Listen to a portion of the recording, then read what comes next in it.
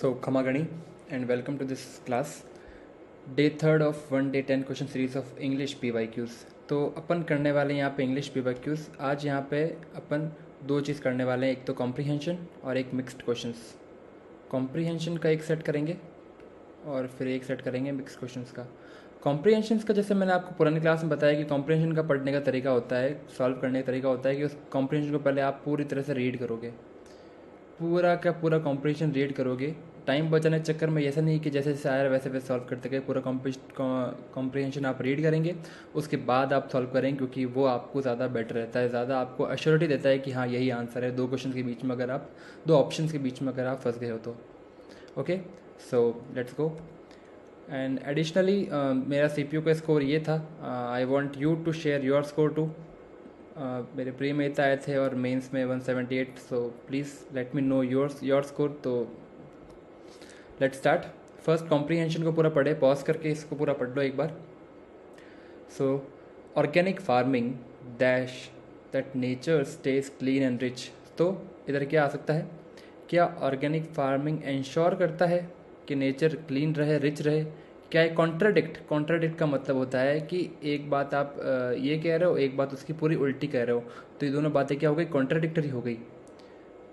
सो N V का मतलब होता है ईर्ष्या। क्या ये ईर्ष्या कर रहा है? बिल्कुल नहीं। चेरिश, क्या ये चेरिश कर रहा है? क्या ऑर्गेनिक फार्मिंग चेरिश दैट? तो बिल्कुल मैच नहीं हो रहा है इसे, तो इंश्योर कर रहा है। So organic farming ensures that nature stays clean and rich. If we visit an organic farm we will notice a dash of animal, bird and insect activity. So what we will notice, हम क्या notice करेंगे कि एक dash of animal है। और jog of animal, jog का मतलब तो जॉगिंग करना होता है, बिल्कुल नहीं। बज़ ऑफ एनिमल आते हैं यहाँ पे। A sense of animal, sense तो बिल्कुल यहाँ पे बिल्कुल मैच नहीं हो रहा। अ लोथ ऑफ एनिमल, लोथ का मतलब होता है, लोथ का मतलब होता है, यहाँ लिख लीजिए, लोथ का मतलब होता है हेट करना। Okay, so buzz of animal. अब सर ये बज़ क्या है? बज़ एक पर्टिकुलरली यूज होता है साउंड के लिए। ओके, साउंड के लिए, साउंड ऑफ पर्टिकुलरली इंसेक्ट्स। और इंसेक्ट्स में भी अगर पर्टिकुलरली बात करें, अगर तो इंसेक्ट्स में बात करेंगे पर्टिकुलरली, तो बीज के लिए यूज़ होता है। किसके लिए? बीज के लिए, मधुमक्खी के लिए। Okay, so a buzz of animal, bird and insect activity. Research shows that around 30% more wildlife and plant thrive dash ecological produced fields compared to conventional farming। तो रिसर्च ने पाया है कि 30% मोर वाइल्ड लाइफ और प्लांट्स है वो ecological produced fields के पास में थ्राइव करता है। It is more appropriate. Out तो बिल्कुल नहीं होगा, अब बिल्कुल नहीं होगा, ये तो ऑप्शन से बहुत दूर दूर है, पर ये रियल क्वेश्चन है। ये CPU 2024 के पेपर 2 का है, पेपर 2। ओके, सो ये रियल क्वेश्चन है और ये जो ऑप्शन है ये भी रियल है। तो ऐसे ही ऑप्शन आते हैं एग्ज़ाम में। Produce fields through conventional farming. This is because there are no pesticides and fertilizers used. Far away, far off, far better और far less. So यहाँ पे काफ़ी confusing हो सकता है, जैसे कि फार अवे हो सकता है, far off, far better, far less. तो यहाँ पे अपने को देखना पड़ेगा क्वेश्चन का मतलब क्या है, पॉजिटिव सेंस में जा रहा है, नेगेटिव सेंस में जा रहा है। तो अपन देख रहे हैं यहाँ पे पॉजिटिव सेंस में जा रहा है कि यहाँ पे जो है ऑर्गेनिक फार्मिंग होती है, तो इस वजह से, किस वजह से? क्योंकि यहाँ पे कोई पेस्टिसाइड्स यूज़ नहीं होता, या फर्टिलाइज़र और pesticides is used far less, अच्छे तरीके से यूज़ नहीं, यहाँ फार लेस, बहुत बहुत कम यूज़ होता है, बहुत ज़्यादा कम। मेनली इनको ऑर्गेनिक रखा जाता है। ये क्वेश्चन का सेंस आ रहा है, इसलिए कहते हो पहले क्वेश्चन पढ़ोगे तो बाद में अच्छे सॉल्व कर पाओगे। कोविड-19 pandemic has changed the dash of organic food. क्या कोविड-19 पेंडेमिक ने क्या चेंज कर दिया है? प्रैक्टिस। क्या ऑर्गेनिक फूड एक प्रैक्टिस है? नहीं, ऑर्गेनिक फूड तो एक चीज़ है ना, एक प्रैक्टिस नहीं है, तो बिल्कुल नहीं। The evolution of organic food, बिल्कुल नहीं, इवोल्यूशन भी नहीं। Perception is the correct answer. Argument तो बिल्कुल नहीं होगा, ऑब्वियसली बहुत इजी से ऑप्शन से। देन एरर कीजिए इसमें।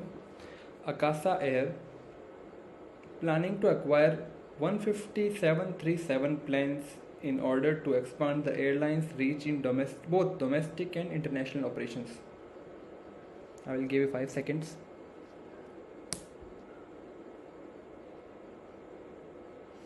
So यहाँ पे लिखा हुआ अकासा एयर, कोई एयरलाइन कंपनी का नाम है अकासा एयर।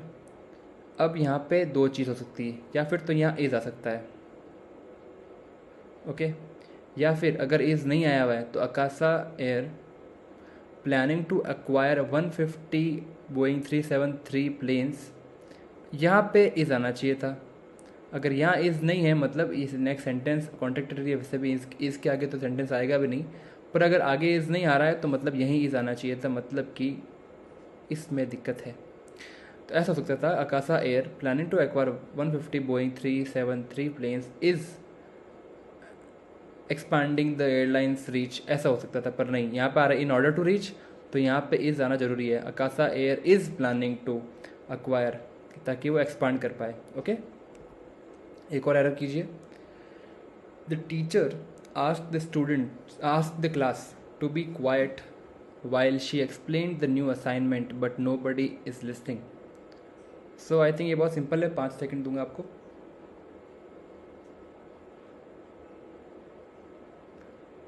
बहुत सिंपल है कि ये पूरा सेंस, जो क्वेश्चन का पूरा सेंस है वो पास्ट टेंस में जा रहा है। आस्क्ड पास्ट टेंस में जा रहा है।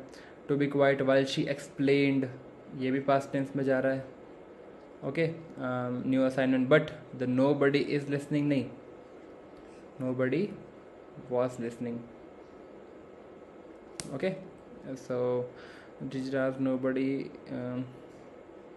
ये ऑप्शन सेकंड ना। सो डायरेक्ट को इनडायरेक्ट में करना है। She said I will meet you at the cafe at 3 PM।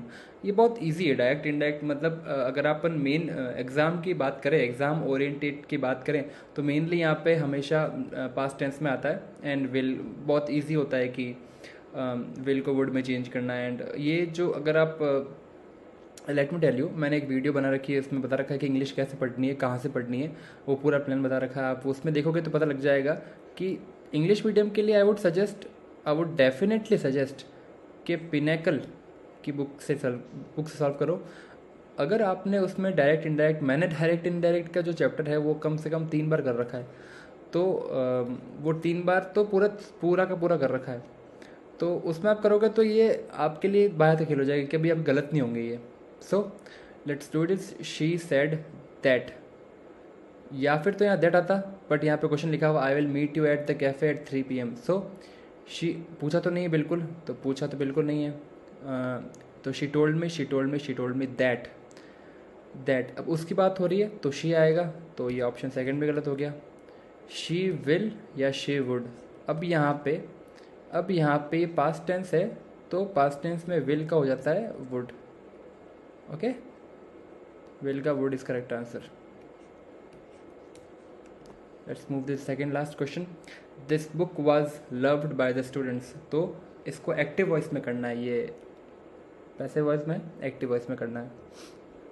सो यहाँ पे बहुत सिंपल सा लॉजिक है, ये पास्ट टेंस में है, मेनली ऐसे ही क्वेश्चन आते हैं यहाँ पे, पास्ट टेंस में है। लव्ड बाय द, तो अपन पास्ट टेंस देखना है। स्टूडेंट्स लव कर रहे हैं, बिल्कुल नहीं। हैव लव्ड, यहाँ आते हैं लव्ड, और यहाँ आर लविंग प्रेजेंट कंटिन्यूस में, बिल्कुल नहीं। तो अब सर कभी हैव लव्ड आ जाएगा, कभी लव्ड आ जाएगा, क्या करना है? तो ज़्यादातर अगर ट्रिक बताऊँ मैं आपको, ज़्यादातर ये होता है, अगर यहाँ पे हैज़ हैव है क्वेश्चन में, आपको फार्मूला लर्न करने की जरूरत नहीं, वरना आप फार्मूला लर्न करोगे तो इजीली पता लग जाता है, पर फार्मूला लर्न करने की जरूरत बिल्कुल नहीं है। आपकी प्रैक्टिस से, मैंने सीरियसली ओनली प्रैक्टिस से ही ये सीखा है कि क्वेश्चंस में अगर हैज़ हैव है तो ही 99% ऑफ द टाइम तो ही यहाँ पे आंसर में हैव आएगा। सो ये ट्रिक है, it's not a universal rule. खुद प्रैक्टिस करोगे खुद पता चल जाएगा, ओके।